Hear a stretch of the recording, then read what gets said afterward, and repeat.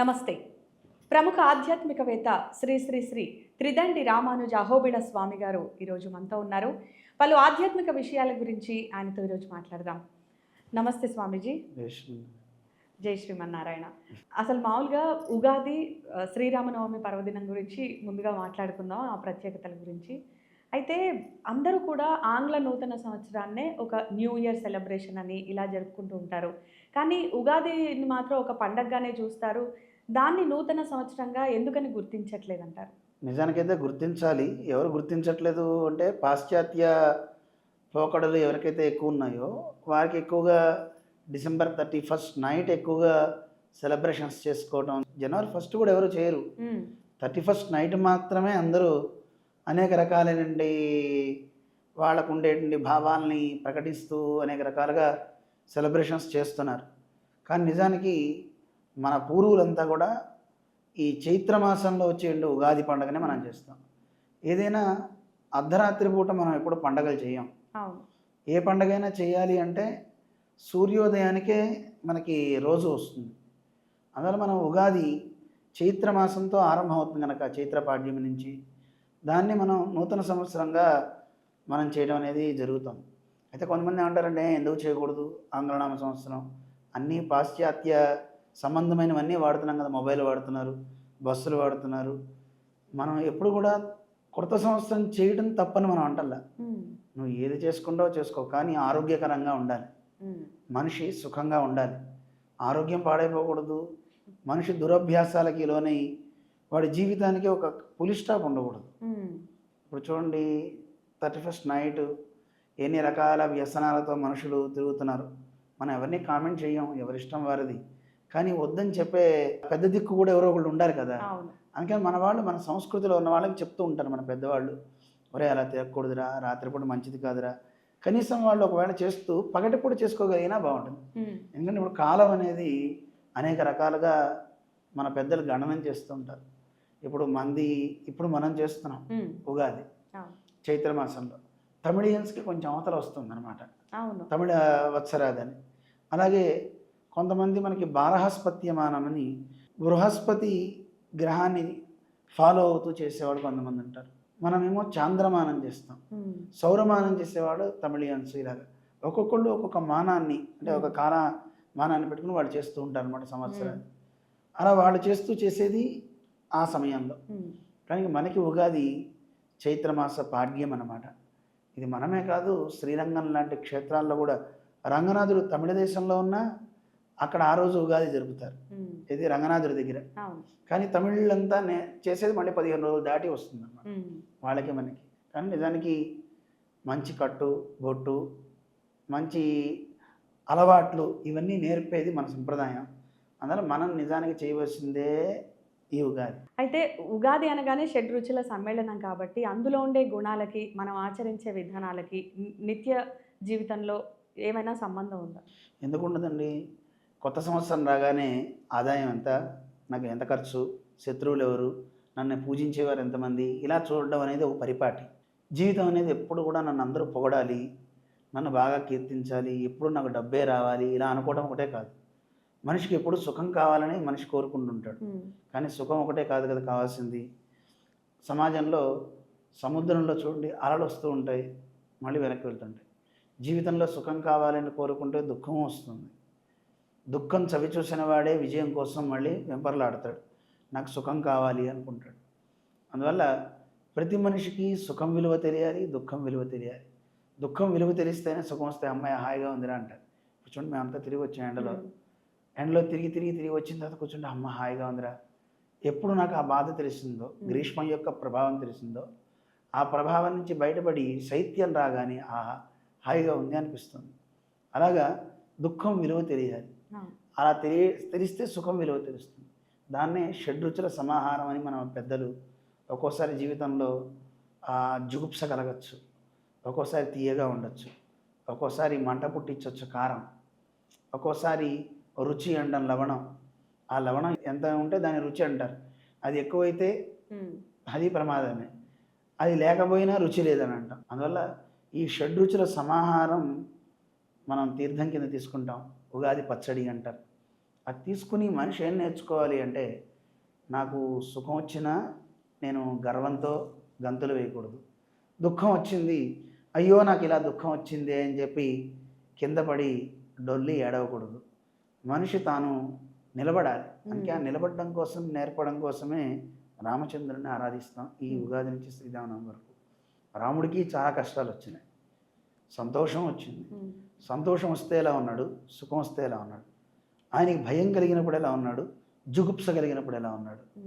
ఇవన్నీ మనం ఒక మనిషి ఎలా ఉంటే వాడు గొప్ప మహనీయుడు అవుతాడో మనకి నేర్పిన వాడే సాక్షాత్ రామచంద్రుడు కనుక ఈ షడ్రుచుల సమాహారం మనం జీవితంలో మనిషి అన్నిటినీ ఎదుర్కోవాలని చెప్పడానికి అనమాట. అయితే ఉగాది, యుగాది ఈ రెండు పేర్లు ఎలా వచ్చాయి, ఏంటి దీనిలోని అంతరార్థం? అది కాక రాముణ్ణి మనం ఉగాదికి పూజించాలి అని చెప్పారు, అంటే ఉగాది నుంచి శ్రీరామనవమి వరకు. అసలు భక్తులు చేయాల్సిన పనులేంటి ఉగాది రోజున? సహజంగా ఉగాది అంటే యుగ ఆది అని అర్థం అనమాట. అంటే మనకి చైత్ర మాసం దగ్గర నుంచి చెట్లు చిగిర్చి చక్కగా మంచి ఫలాలు వచ్చేటువంటి కాలం కదా. అప్పటి నుంచే మనకి చైత్ర శ్రీమాన్ అయం మాస అంటారు రామాయణంలో. చైత్ర మాసం చాలా గొప్ప మాసం అని రాముడికి పట్టాభిషేకం చేయాలని దశరథుడు అనుకుంటాడు. ఎందుకు అంటే ఆ మాసంలోనే చెట్లు చిగురించి చక్కగా లతలన్నీ వస్తాయి మనకి. అప్పుడే వేపపూత పచ్చడి కూడా వేప పూలు కోస్తాం. ఎందుకు? పూతంతా వచ్చేది అప్పుడే, ఫలభరితమై ఫలాలన్నీ వచ్చేది అప్పుడే. అందుకని అలాంటి సమయం గొప్పది కనుక ఉగాది కూడా యుగం ఆది ఆరంభం అవుతుంది. మన జీవితంలో కూడా కొత్త సంవత్సరం వచ్చింది అంటే మనిషికి నిజానికి కొత్త సంవత్సరం, పాత సంవత్సరం వెళ్ళిపోయింది ఇవన్నీ పక్కన పెట్టేస్తే మారాలి, జీవితంలో నేను గొప్పవాడిని అవ్వాలి అనుకున్న వాడికి, ఎన్నో తప్పులు చేసిన వాడికి, ఎన్నో రకాల కష్టాలు ఇబ్బందులు పడ్డవాడికి జీవితంలో ఒక సేద తీరడానిక అన్నట్టుగా ఒరే పాత సంవత్సరం అయిపోయింది, ఇప్పుడు కొత్త సంవత్సరం వస్తుంది, ఇది ఉగాది. ఈ ఉగాది అంటే రామచంద్రుడు అవతరించిన కాలం, ఒక మంచి మనిషి అవతరించిన కాలం. నువ్వు నిజంగా మహనీయుడు వదలుచుకున్నావా, ఈయన్ని కొలమానంగా పెట్టుకో. ఇలా కొలమానంగా నువ్వు పెట్టుకున్నావా నువ్వు జీవితంలో బాగా ఎదగలుగుతావు అని మనకి చెప్పడానికి ఈ ఉగాది అనేది ఉపకరిస్తుంది. అంటే ప్రకృతిని, నేచర్ని చూస్తే. ఎందుకంటే మనకి చూస్తే వర్షాకాలం బాగా వానలు పడి బాగా లోకాలన్నింటినీ కూడా ముంచేస్తూ ఉంటుంది. ఆ తర్వాత శరత్కాలం వచ్చిన తర్వాత మొత్తం అంతా ఎక్కడికెక్కడ మబ్బులన్నీ తగ్గిపోతాయి. ఆ తర్వాత మొత్తం శిశిర ఋతువులో అంతా ఘనీభవిస్తుంది. తర్వాత గ్రీష్మం రాగానే అంతా కరిగి మళ్ళీ భూమి కనపడుతూ ఉంటుంది సహజంగా. అంటే కాలం ఏర్పడుతూ ఉంటుంది అన్నమాట. ఇక్కడి నుంచి కాలం మళ్ళీ ఆరంభం అవుతుంది అన్నట్టుగా మనిషి ఒక తన మనుగడని మంచిగా మరల్చుకోవడానికి, వీలుగా చేసుకోవడానికి ఈ కాలం చాలా గొప్పది అని రాముడు కూడా అవతరించాడు కనుక ఈయన్ని ఆదర్శంగా తీసుకుందాము అని మన పెద్దలు ఏర్పాటు చేశారు. ఆదర్శము అంటే అద్దము అని అర్థం. అంటే అద్దం ముందు మనం నిలబడ్డామనుకోండి, మన ముఖం ఎలా ఉందో మనకు చూపిస్తుంది. ఎక్కడ ఏ లోపాలు ఉన్నాయో ఆ లోపాలను సవరించుకోవడానికి అద్దం ఉపకరించినట్టుగా నేటి సమాజానికి శ్రీరామచంద్రుడు ఒక దర్పణం. దర్పణంలో తొంగి చూసుకుంటే మనకి అరే నేను రాముళ్ళ లేనే, రాముడు ఎంత బాగున్నాడు, స్త్రీల పట్ల ఎలా ఉన్నాడు, గురువుల పట్ల ఎలా ఉన్నాడు, తాను రాజుగా ప్రజలందరినీ ఎలా చూస్తున్నాడు, ఓ భర్తగా ఎలా ఉన్నాడు. మీకు అనిపిస్తుంది కదా, రాముడు క్యారెక్టర్ చూస్తే, సీతమ్మని ఎలా గౌరవించాడో చూస్తే మా ఆయన కూడా ఇలా ఉంటే ఎంత బాగుండు అనిపిస్తుంది. లేదు మీరు ఒక కౌసల్యలా ఉంటే మా పిల్లవాడు కూడా రాముడైతే ఎంత బాగుండు అనిపిస్తుంది కదా. ఇలా ప్రతి వాళ్ళకి రాముడిని చూస్తే ఇలా ఉండాలి, ఇలా ఉండాలని అనిపించేలాగా ఆదర్శ పురుషుడు అయ్యాడు కనుక ఈ కాలంలో రాముడినే ఆధారంగా చేసుకొని ఆయన్నే అర్చిస్తాం. 2 రకాలు ఉన్నాయండి, 2 రాత్రులు చేస్తాం. ఒకటి శరన్నవరాత్రి, ఇంకోటి వసంత నవరాత్రి. వసంతం అన్నమాట ఇది, చెట్లు చిగురించి చక్కగా పూలు వచ్చేది కనుక ఈ కాలంలోనూ రాముడిని ఆరాధిస్తారు. శరన్నవరాత్రి శరత్కాలంలోనేమో అప్పుడు ఆ సమయంలో అమ్మను ఆరాధిస్తారు. అంటే అప్పుడు కూడా సుందరకాండ పారాయణ చేస్తుంటారు. ఇప్పుడు 2 సమయాల్లోనూ ఎక్కువగా ఇటు అయ్యవారిని అటు అమ్మవారిని. అందుకే అమ్మవారి యొక్క వివిధ రూపాలు అలంకరణలు చేసి ఆవిడని కొంతమంది ధనలక్ష్మిగా, విజయాలు ఇస్తే విజయలక్ష్మిగా, అంటే మన సంప్రదాయంలో ఇలా చేస్తారు. వేరే సంప్రదాయంలో అయితే కనుక అంటే మన భారతీయ సనాతన సంప్రదాయంలో అమ్మవారి యొక్క రూపాలు అనేకంగా ఉన్నాయి. నవదుర్గాం, మహాకాళీం అంటాం కదా. ఆవిడ దుర్గగా కొంతమందికి ఉండే కష్టాలన్నీ తొలగిస్తుంది, కాళీగా ఆవిడ అందరి యొక్క ఆటంకాలని తొలగిస్తూ ఉంటుంది. అలా ఉపాసించేవారు అలా ఉపాసిస్తారు. ఆ సమయంలో సాత్వికంగా ఉండే సంప్రదాయంలో ఉండేవారంతా కూడా సీతమ్మని, లక్ష్మీదేవిని ఆరాధిస్తుంటారు. ఏ తర్వాత ఈ 2 రాత్రులు ఉంటాయి అన్నమాట, నవరాత్రులు. ఈ 2 నవరాత్రులు మనిషికి ధైర్యంతో ముందుకు సాగడానికి, జీవితంలో ఒక పరమార్థం, తనకంటూ ఒక గోల్ ఉంది. ఏదో ఊరికే పుట్టాం, పొద్దున తింటున్నాం, రాత్రి తింటున్నాం, కాలం గడిచిపోతుంది, రాత్రి పడుకుంటున్నాం, ఏమిటి మన దినచర్య అని చూస్తే లక్ష్యం లేని బతుకులు అయిపోతున్నాయి. ఎవరికైనా లక్ష్యం ఏమిటి అని అడిగామనుకోండి, అడగండి. కొంచెం చిన్నపిల్లవాడు అంటే మరీ చిన్నపిల్లవాడికి ఏం తెలియదు. కొంచెం చదువుకునేవాడిని అడిగితే నేను డాక్టర్ అవుతా అంటాడు. డాక్టర్ అయ్యాడు. ఏమిట్రా నీ లక్ష్యం? మంచి అమ్మాయిని పెళ్లి చేసుకోవాలి అంటాడు. పెళ్ళి అయింది. ఏమిట్రా లక్ష్యం? పిల్లలు కనాలి. తర్వాత ఏమిట్రా లక్ష్యం? ఉన్న వదిలేయాలి. కాదు, ఉన్న వదిలేయాలి కదా. అప్పుడు పెళ్లి చేసుకుంటా అన్నావు కదా, అమ్మాయి ఇప్పుడు భరించలేకపోతున్నా. ఆ అమ్మాయిని నీ లక్ష్యం ఏమిటి? అమ్మాయికి కూడా అంతే అవుతుంది. అంటే లక్ష్యాలు సమయం మారే కొద్దీ మారుతున్నాయి. చిన్న పిల్లవాడికి మీరు 10,000 కట్టివ్వండి, లేదు ఒక చెక్కు ₹1,00,00,000 రాసివ్వండి చెక్కు, అమ్మో ₹1,00,00,000 అని చెప్పి దాచుకుంటాడా? దాచుకోవట్లే. వాడు ఇస్తే చించి అవతల పారేస్తాడు. వాడికి ఆడుకునే గిలక్కాయలు అప్పుడు అవసరం. వాడి లక్ష్యం గిలక్కాయలు, బొమ్మలు అవే. వాడికి అప్పుడు ఈ ధనము, బంగారం వీటి మీద ఉండట్లే. వయస్సుకు పెరిగే కొద్దీ, పరిణతి వచ్చే కొద్దీ వాటిని చూసి కొంచెం యవ్వనం వచ్చిన తర్వాత, చదువుకునే వయసు వచ్చే పుస్తకాల మీద, వాటి మీద ఉంటుంది. ఆ తర్వాత వచ్చిన తర్వాత తరుణి అంటే స్త్రీ మీద, ఇంకాస్త పైకి వెళ్ళిన తర్వాత ధనం మీద. ఎందుకంటే అప్పుడు ఇంకా వీడికి వేరే అవగేషన్స్ ఏమి ఉండవు. నా లక్ష్యం నేను సంపాదించుకోవాలి ఇలా ఉంటుంది. సంపాదన అంతా సంపాదించిన తర్వాత లక్ష్యం ఏంటి? నా పిల్లలకి ఎలా ఇవ్వాలా అని చూస్తాడు. వాడు ఆస్తి మొత్తం లాక్కుని బయటికి గెంటేసాక అప్పుడు ఆలోచిస్తాడు, నేను ఎవరిని, ఎందుకు పుట్టాను, నేను ఏం చేస్తే బాగుపడతాను. అప్పుడు ఆలోచించేం ప్రయోజనం? అందుకే మన పెద్దలంతా అంటారు, నాయన నీ శరీరం నీ ఆధీనంలో ఉన్నప్పుడే నువ్వు ఎలా ఉండాలో, ఏం చేయాలో చేస్తే నువ్వు తరిస్తావు అని ఎన్నో ఉపాయాలు చెప్తూ రాముని ఆదర్శంగా తీసుకోండి. బాధ్యతాయుతమైనటువంటి జీవితం మంచి గడపాలి. అందుకే పూర్వకాలంలో చిన్నప్పటి నుంచే తల్లులు ఉగ్గుపాలు పడుతూ రంగరించి రామాయణ భారతాలు చెప్పేవారు. చూస్తుంటే స్కూల్స్లో రామాయణం కనపట్లేదు, భారతం అసలు కనపట్లేదు. ఎంతసేపు పాశ్చాత్య గ్రంథాలు, లేదు ఇతర మన సంప్రదాయాలన్నింటినీ కొల్లగొట్టిన మహమ్మదీయుల చరిత్రలే తప్ప ఏమున్నాయి గొప్ప కథలు. ఇప్పుడు ఈ మధ్య మోడీ గారు కావచ్చు, లేదా మన రాష్ట్రాల్లో ఉండే ప్రభుత్వాల చొరవ, ఏమో నాకు అంత రాజకీయం తెలియదు కానీ వింటున్నాను కనుక చెప్తున్నాను. అలాగే గురుకులాలు, వీళ్ళ వల్ల తర్వాత గురుకులాలు ఇలాంటి వాటి వల్ల, అలాగే మన స్వామీజీలాగా, చిన్నజీవి స్వామిలాగా ఎంతోమంది స్వామీజీలు కూడా వాళ్ళ శిష్య వర్గాలకి చెప్పే బోధ వల్ల కొంత మనకి పరిణతి వస్తుంది. కానీ ఇంకా కావాలి, ఇంకా కావాలి. మాకు ఒక ఆశ్చర్యం ఏంటంటే, స్వామివారు అమెరికాలో ఇక్కడ చాలామందికి చెప్పారు, చేస్తున్నా మన దగ్గర ఏంటంటే స్కూల్స్లో కూడా ఇప్పుడు ఇవన్నీ మాకు కష్టం అండి, టీచర్స్కి ట్రైనింగ్ ఇచ్చి మరి మనం చాలామందికి టీచర్స్కి ఫ్రీగా ట్రైనింగ్ ఇచ్చి మనం మీ స్కూల్స్లో ఇవి చెప్పండి, మీ పాఠ్యాంశాలు చెప్తే ఒక 5 నిమిషాలు మన పిల్లలు ఎలా ఉండొచ్చు, వాళ్ళు ఎలా ఉంటే బాగుపడతారు, ఇవి చెప్పండి అని ప్రజ్ఞ అని ఒక కోర్స్ తయారు చేశారు. అది పెద్దది ఏం కాదు. తల్లిదండ్రుల పట్ల నువ్వు ఎలా ఉండాలి, గురువు పట్ల ఎలా ఉండాలి, తర్వాత జ్ఞానం అంటే ఏమిటి, కృతజ్ఞత అంటే ఏమిటి, స్నేహం అంటే ఏమిటి, ఇవి నేర్పుతున్నారు. ఇవి నేర్పండి. నిజమైన స్నేహం అంటే ఏం లేదు, మీరు నాకేమైనా డబ్బు ఇస్తా అంటే నీతో స్నేహం కంటిన్యూ అవుతుంది. నీ వల్ల నాకేం లాభం లేదనుకున్నప్పుడు స్నేహం అనేది ఉండట్లేదు. అలా ఉండకూడదు కదా స్నేహం అంటే. లేదు, ఒక వ్యక్తి ఉపకారం చేశాడు, ఉపకారం చేసిన వాడిని స్మరించాలి కదా.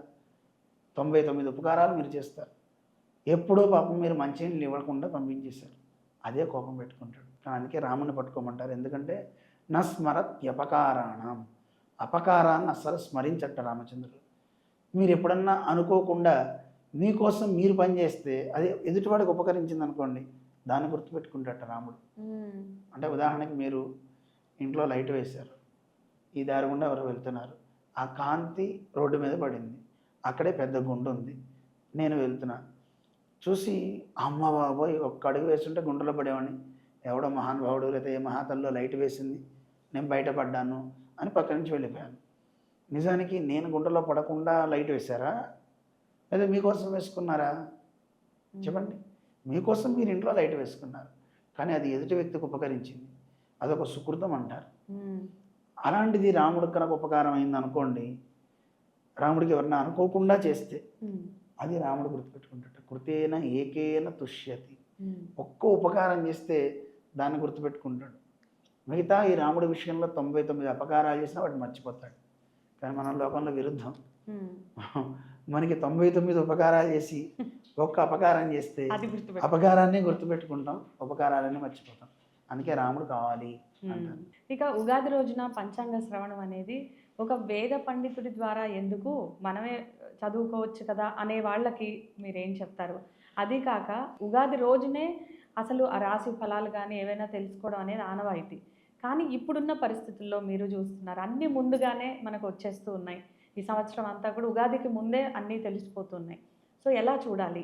సహజంగా అయితే ఉగాది పండగ కంటే ముందు పుస్తకం చూడొద్దు. దాన్ని గ్రంథాన్ని దేవుడి దగ్గర పెట్టి అర్చన చేసి, మీరు ఇందాక కూడా అడిగారు, ఆ రోజు పొద్దున్నే తెల్లవారుజామున లేచి తల్లితో పెద్దవాళ్ళతో తైలాన్ని పెట్టించుకొని బొట్టు పెట్టించుకొని తర్వాత తైలాభ్యంజనం చేయమని చెప్తారు. రోజు కూడా తైలాభ్యంజనం చేయరు. ఇలాంటి విశేష రోజుల్లో ఒంటికి నూనె రాసి పిల్లలకి పెద్దలకు కూడా నలుగు పెట్టి స్నానం చేయిస్తారు. అయిన తర్వాత నూతన వస్త్రాలు ధరించి బొట్టు పెట్టుకొని చక్కగా దేవుడి దగ్గర నమస్కారం చేసుకుని వాడికి వస్తే ఏమైనా పూజ వస్తే చేస్తాడు, లేదా గోవిందా అని 4 పుష్పాలు ఇస్తాడు. ఏదైనా ఒకటే అలా సమర్పించేసి చక్కగా పెరుమాళ్ళకి ఈ ఉగాది పచ్చడి నివేదన చేస్తారు. చేసేసి ఈ నింబ కుసుమ భక్షణం అంటారు దాన్ని. అంటే మన వేపపూత దాన్ని ప్రధానంగా ఎక్కువ వేసి, చేదు ఎక్కువ ఉంటుంది కదా, వాటితో కలిసినటువంటి చింతపండు, బెల్లం ఇవన్నీ వేస్తారు, చేస్తారు ప్రసాదం. అది తీసుకుంటాడు, ఆలయ దర్శనం చేసుకుని పెద్దల ఆశీర్వచనం తీసుకోవడం ప్రధానం. ఆ రోజు పెద్దల ద్వారా పంచాంగాన్ని వినాలి, శ్రవణం చేయాలి అంటారు.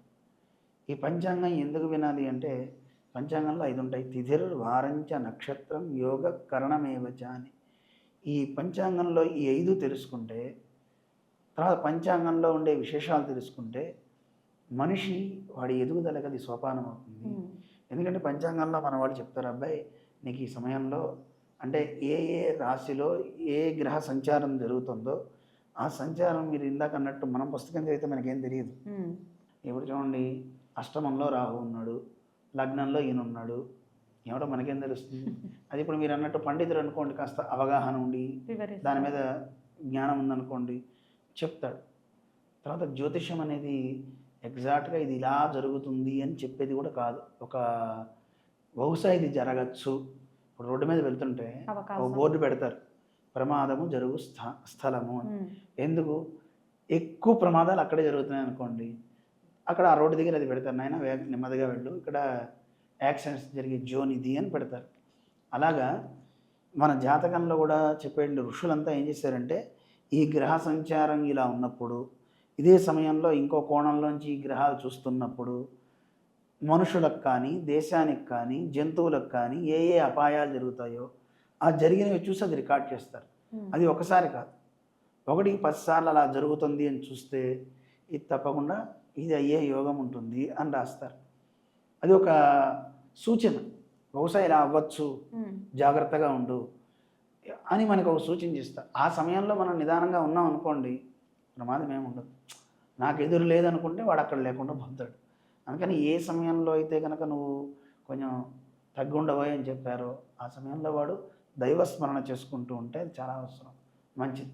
ఉదాహరణ మీకు బాగా చెప్తాను, మీకు తెలుస్తుంది. వాన వస్తుంది ఈరోజు, కంపల్సరీ బయటికి వెళ్ళకండి అని చెప్పారనుకోండి, ఏం చేస్తారు? వెళ్ళకుండా ఉంటారు.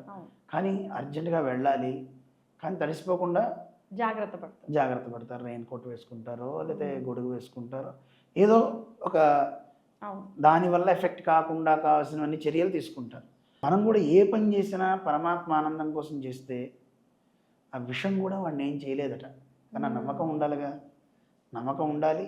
అవతల పక్క వాడికి ఏమన్నా దానివల్ల లోకానికి ఉపద్రవం వస్తుంది అనిపిస్తే తప్పకుండా అది పరమాత్మ తొలగిస్తాడు. అలా మనకి చెప్తాం చరిత్ర. అందువల్ల మనం గ్రహాల గురించి ఏం భయపడక్కర్లేదు జాతకాల విషయంలో. కానీ పంచాంగ శ్రవణం చేసి మనిషి ధైర్యాన్ని పొందడానికి ప్రధానంగా పంచాంగ శ్రవణం ఏంటంటే ఏం చేయకూడదు, ఏం చేయవచ్చో చెప్తాం. చాలా విలువైన విషయాలన్నీ తెలియజేశారు. Thank you Guruji. జై శ్రీమన్నారాయణ.